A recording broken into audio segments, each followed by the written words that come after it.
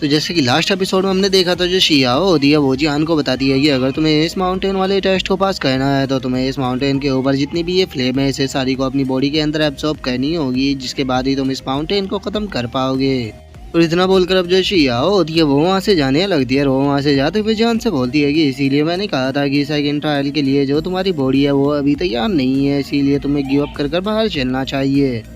और शियाओ इतना बोल ही रही होती है, लेकिन तभी हम देखते हैं कि जो शियाओ होता है वो अपनी जगह से जंप करके सीधे उस माउंटेन के पास में आकर उसके ऊपर जंप कर देता है। वो उसके ऊपर पंच करते हुए बोलता है कि चाहे कुछ भी हो जाए लेकिन मैं इस सेकंड ट्रायल को पास करके रहूँगा। मैं यहाँ से तब तक बाहर नहीं जाने वाला जब तक कि मैं इस टेस्ट को पास ना कर दूँ। और इतना बोलकर जो जियान होता है वो सीधे उस माउंटेन के ऊपर जाने लगता है और वो उस माउंटेन के ऊपर जाते हुए बोलता है,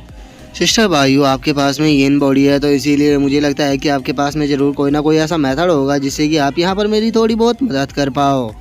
जो सुनकर अब जो भाइयों होती है वो भी बाहर आ जाती है और वो बाहर आते हुए जान से बोलती है कि अगर मैं अपने प्राइम स्टेट पर होती तो मैं तुम्हारे लिए एक यहाँ पर वेब बना देती जिससे कि तुम इस फायर के कांटेक्ट में आने के बाद भी तुम्हारे ऊपर कोई भी असर नहीं होता। लेकिन चूंकि अभी जो मेरा कल्टीवेशन है वो पूरी तरह से बर्बाद हो चुका है तो इसीलिए इस चीज़ का अब तुम्हारे ऊपर ज़्यादा इफेक्ट नहीं होगा और ये तुम्हारी थोड़ी बहुत देर के लिए ही मदद कर पाएगी। और इतना बोलकर अब जो भाइयों होती है वो जियान के ऊपर अपने ओरा की एक शील्ड बनाने लगती है और वो जियान के ऊपर शील्ड को बनाते हुए उससे पूछती है कि अच्छा मुझे तुम बताओ क्या तुम सच में इस टेस्ट को पास करना चाहते हो।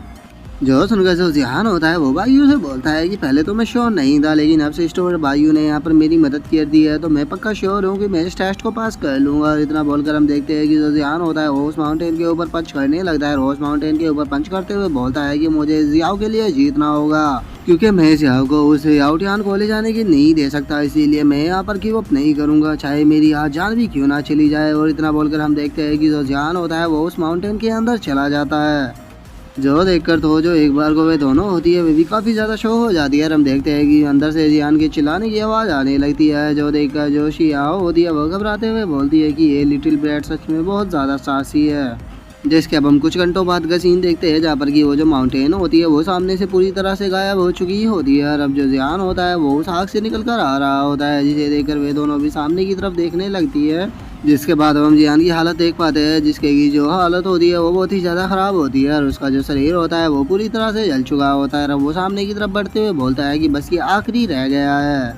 और अब जियान की ऐसी हालत को देखकर जो शियाओ होती है वो जियान की तारीफ करते हुए बोलती है कि जियान मैं कहना तो नहीं चाहती लेकिन जो तुम्हारी परफॉर्मेंस है वो सच में मेरी इमेजिनेशन के परे है। तुमने केवल 7 दिन के अंदर ही यहाँ पर ये जितनी भी फ्लेम थी इस सभी को अपनी बॉडी के अंदर एब्सॉर्ब कर लिया, जो कि किसी आम आदमी के लिए पूरी तरह से नामुमकिन था। जो सुनकर जो जियान होता है वो कांपती हुई आवाज़ में बोलता है कि बिल्कुल आखिर मैं यहाँ से हार मान के कैसे जा सकता था। जो सुनकर अब जो शियाओ होती है वो जियान की बॉडी को देखते हुए अपने मन में सोचती है कि इसकी बॉडी और मेडिडियन पूरी तरह से इंजर्ड हो चुके हैं। ये बस गॉड की ब्लेसिंग ही है कि इसकी बॉडी अभी तक यहाँ पर ब्लास्ट नहीं हुई, लेकिन जरा देखो तो ये अभी भी हार मानने के लिए तैयार नहीं है, ये अभी भी इस चीज़ को कंटिन्यू रखना चाहता है। और शियाओ के इतना सोचते के साथ ही हम जियान को देखते हैं जो कि सामने की तरफ बढ़ने लगता है और वो बढ़ते हुए बोलता है कि ये बस आखिरी रह गया है। और इतना बोलकर हम देखते हैं कि वो अपने हाथ को उठाकर वहाँ पर जो आखिरी पत्थर बचा होता है उसके ऊपर भी मार देता है, जिस कारण हम देखते हैं कि उस पत्थर के अंदर से बहुत ही ज़्यादा फ्लेम निकलती है जो कि सीधे आसमान की तरफ जाने लगती है। और अब जहाँ पर जो माउंटेन था वो पूरी तरह से ख़त्म हो जाता है और इसी के साथ जो जियान होता है वो भी इस टेस्ट को पास कर जाता है। जिसके बाद अब हमारा जो व्यू होता है वो 10 दिन बाद जो है वो फैमिली के साथ में कंपटीशन होने वाला होता है उसके ऊपर आ जाता है, जहाँ पर कि जो लोग होते हैं वो चिल्लाते हुए बोल रहे होते हैं कि आगे शैनजियांग कहाँ पर है, उसे जल्दी से यहाँ पर लेकर आओ। जो सुनकर अब जो जियान के फादर होते हैं वो सभी लोगों को समझाते हुए उनसे बोलते हैं कि जो जियान है वो कुछ दिनों पहले अकेले में कल्टीवेशन करने के लिए गया था, तो इसीलिए मुझे लगता है कि वो बहुत ही जल्द वापस आ जाएगा, तो इसीलिए आप लोग कुछ देर इंतजार कीजिए। जो सुनकर जो याओटियान होता है वो हंसते हुए बोलता है कि मुझे नहीं लगा था कि जो जियान है वो इतना ज़्यादा डरपोक होगा कि वो मुझसे फाइट के नाम का ही डर के भाग जाएगा। सच में ये सुनने में ही कितना ज़्यादा फनी लग रहा है। अगर वो आज यहाँ पर नहीं आता तो मुझे लगता है कि जो तुम्हारी शैन फैमिली है वो इस पूरे साउथर्न किंगडम के अंदर एक जोक बनकर रह जाएगी।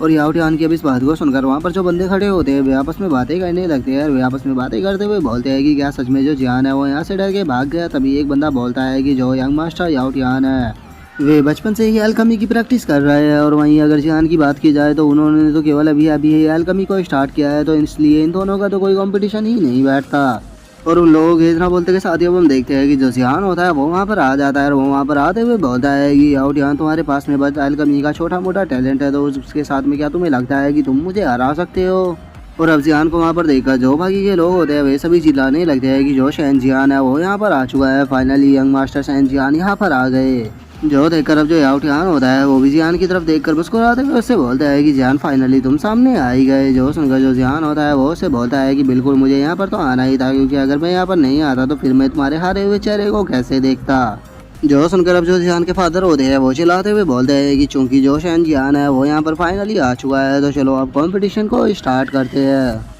जो सुनकर अब जो जियान होता है वो अपने मन में सोचते हुए शुक्रिया अदा करते हुए बोलता है कि इस चीज़ के लिए मैं सिस्टर शिया और जो भाई है उन दोनों का शुक्रिया अदा करना चाहूँगा, क्योंकि अगर वे दोनों नहीं होते तो मैं कभी भी यहाँ पर टाइम पर नहीं पहुँच पाता, इवन कि मैं अपने मरीडनों को भी हील नहीं कर पाता। और जियान के इतना सोचते हैं अब हम 3 दिन पहले का सीन देखते हैं, जहाँ पर की जो शिया होती है वो जियान को अपने कंधे पर डाल कर ले जा रही होती है और वो जियान से बोलती है कि लिटिल ब्रैट तुम बहुत ज़्यादा हैवी हो। जो सुनकर जो जियान होता है वो थोड़ा हकलाते हुए बोलता है कि सिस्टर भाई हो। जो सुनकर जो शिया होती है वो उसे रोकते हुए उसे बोलती है कि तुम्हें अभी बातें करने की कोई भी ज़रूरत नहीं है, तुम्हारी हालत बहुत ही ज़्यादा ख़राब है तो इसीलिए तुम चुपचाप बैठे रहो। जो सुनकर जो जियान होता है वो उससे पूछता है कि हम आखिर कहाँ पर है। और इतना बोलकर जो जियान होता है वो थोड़ा इधर उधर हिलने लगता है। जो देखकर जो वायु होती है वो उसके ऊपर गुस्सा करते हुए उसे बोलती है कि अपनी बॉडी को हिलाना बंद करो, क्योंकि जो तुम्हारे मरीडियन और जो तुम्हारी बॉडी है वो बहुत ही ज़्यादा इंजर्ड है, क्योंकि तुम 7 दिनों तक लगातार उस फ्लेम को अपने अंदर एब्जॉर्ब करते रहे हो। इसीलिए जो तुम्हारे मरीडियन है वे अनस्टेबल हो चुके हैं और उसी के साथ में तुम्हारी बॉडी भी यूजलेस हो चुकी है।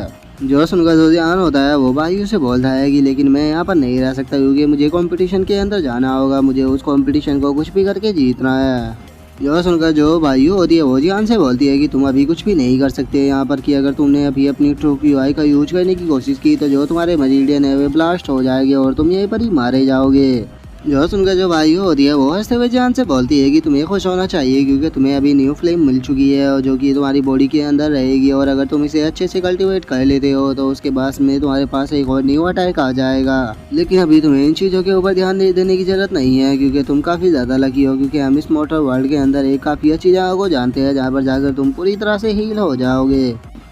जो सुनकर अब जो भाई होती है वो जियान को वहाँ पर ले आते हुए उससे पूछती है कि जियान इस जगह को देखकर बताओ कि ये कौन सी जगह है। जो सुनकर जो जियान होता है वो थोड़ा शौक होते हुए बोलता है कि ये तो रीइंकार्नेशन डेथ के अपोजिट है, ये तो इमॉर्टल डीमन पाउंड है। जो सुनकर जो शिया होती है वो जियान से बोलती है कि हाँ तुमने सही कहा, ये इमॉर्टल डीमन पाउंड है और इसके लिए तुम्हें सिस्टर भाइयों का शुक्रिया अदा करना चाहिए, क्योंकि उन्होंने ही मुझे इस जगह के बारे में बताया था और यहाँ पर अब जो तुम्हारे मरीडियन है वे बहुत ही जल्दी हील हो जाएंगे। जो सुनकर जो जियान होता है वो कुछ बोलने ही वाला होता है, लेकिन तभी हम देखते हैं कि जो शिया होती है वो बहुत ही इविल सा फेस बना लेती है और वो जियान को उस पानी के अंदर फेंकते हुए उससे बोलती है कि लिटिल ब्रैट अब तुम 3 दिन इसी पानी के अंदर रहने वाले हो, तो जाओ सीधे इस पानी के अंदर जाओ। और शियाओ के इतना बोलते हैं जो जियान होता है वो सीधे पानी के अंदर जाकर गिरता है, जिसका वो दर्द के मारे जोर जोर से चिल्लाना शुरू कर देता है। और अब इसी के साथ में जो हमारा एपिसोड है वो भी यहीं पे ख़त्म हो जाता है। तो अब नेक्स्ट एपिसोड में देखिए कि आगे क्या होता है। अगर आप लोगों को वीडियो अच्छी लगी हो तो लाइक करना, चैनल को सब्सक्राइब करना। मैं मिलता हूँ नेक्स्ट एपिसोड में, तब तक के लिए बाय बाय गाइस।